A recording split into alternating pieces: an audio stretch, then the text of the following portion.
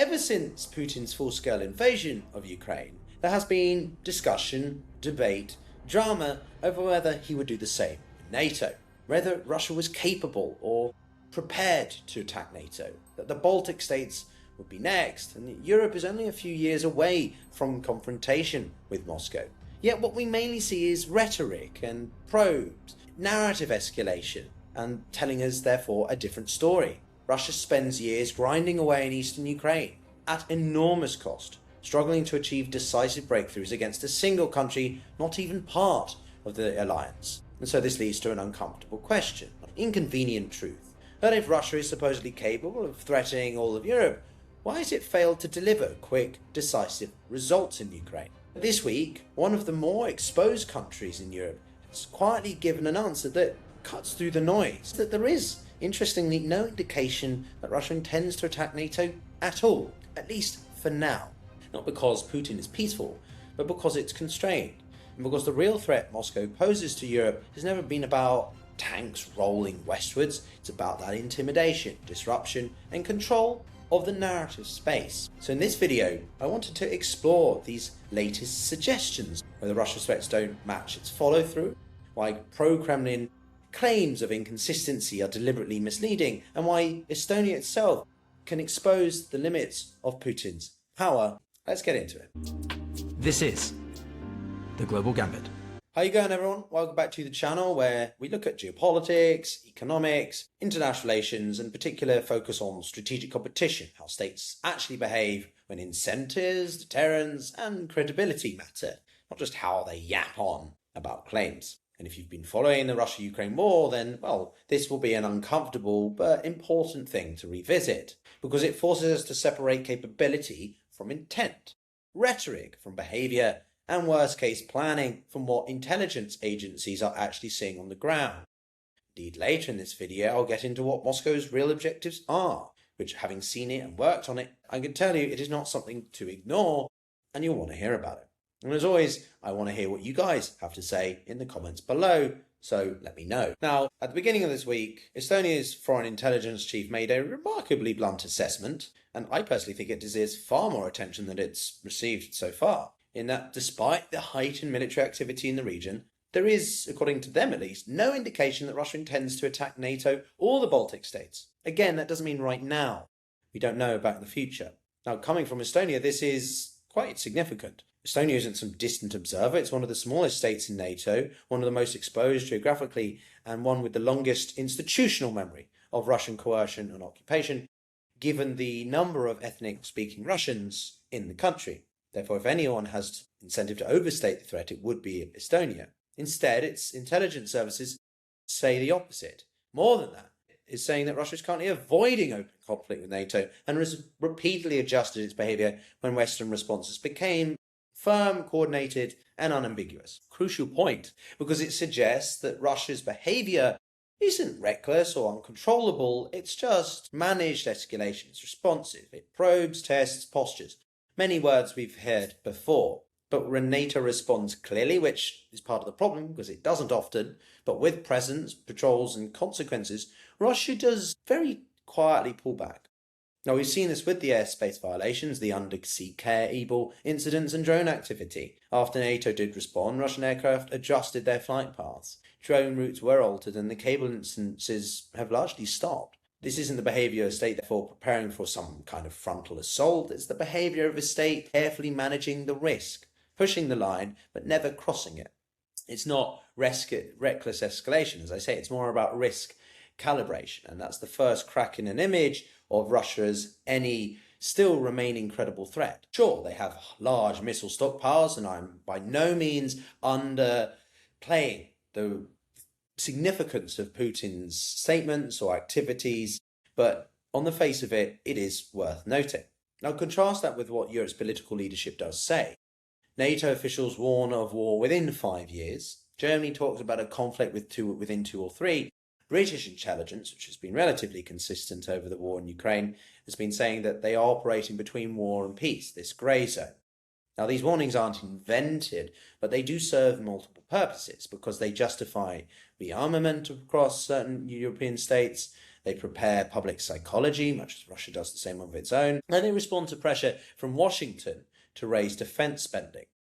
The danger is when the worst-case planning becomes treated as imminent intent, because intelligence assessments aren't saying Russia is quickly gearing up to attack NATO tomorrow. They're saying Russia is trying to avoid that outcome while still intimidating, distracting, and slowly undermining European sovereignty, unity, and so on.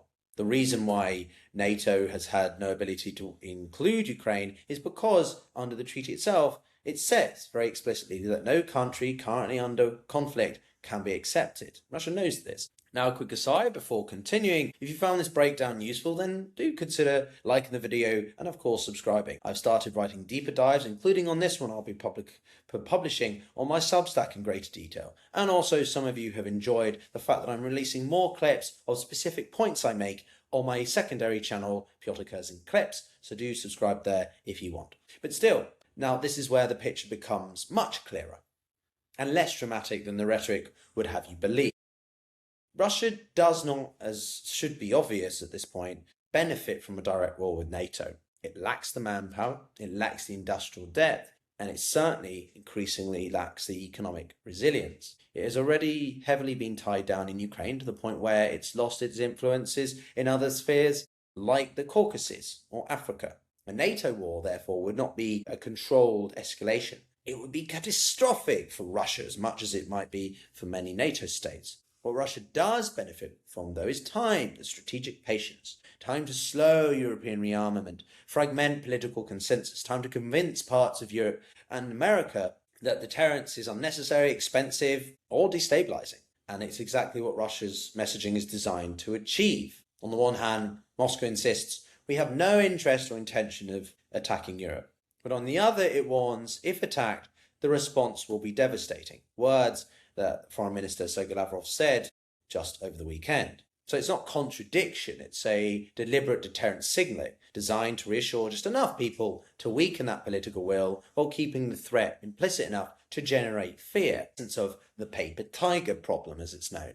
Russia wants to be seen as dangerous enough or powerful enough, intimidating enough to deter resistance, but not so dangerous that it invites a real kinetic engagement. And Estonia's intelligence assessment cuts directly through that illusion, because this is where a lot of bad faith arguments deliberately blur the picture. One of my things I see often is that pro-Kremlin voices claim there's grand inconsistency here, that you can't argue Russia is struggling in eastern Ukraine whilst also on the precipice of about to threaten all of Europe at once. But that only works if you pretend the threat is a conventional military force. No serious analyst, commentator, anyone relatively informed is saying that Russia can suddenly conquer all of Europe at once militarily. It can't. No country would be capable of doing that in a realistic scenario. It reminds me of an old video game from the early 10s called Call of Duty Modern Warfare 3, where the campaign was about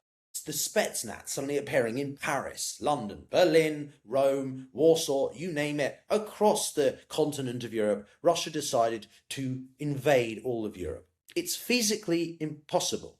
What it relies on is this hybrid pressure, the sabotages, the cyber ops, energy coercion, political interference, intimidation, narrative warfare, as I made very clear in my video yesterday about the false flag of Ukraine's supposed attack on Putin's home. All designed to disrupt, divide, and delay without ever crossing NATO's red lines, or enough for them to respond. Ukraine and Europe are facing different expressions of the same strategy. In Ukraine, Russia has committed to a costly conventional war it cannot easily disengage from. But in Europe, Russia is also constrained, and so opts for disruption rather than physical occupation. It's the strategy, time and again, that modern Russia, or at least Putin's Russia, has utilised. Now, interestingly, there is another important point to these comments from Estonia, seemingly more ignored than others. The chief criticised the constant use of the term hybrid warfare because it softens reality. To him, sabotage is sabotage, cyber attacks are cyber attacks, coercion is coercion.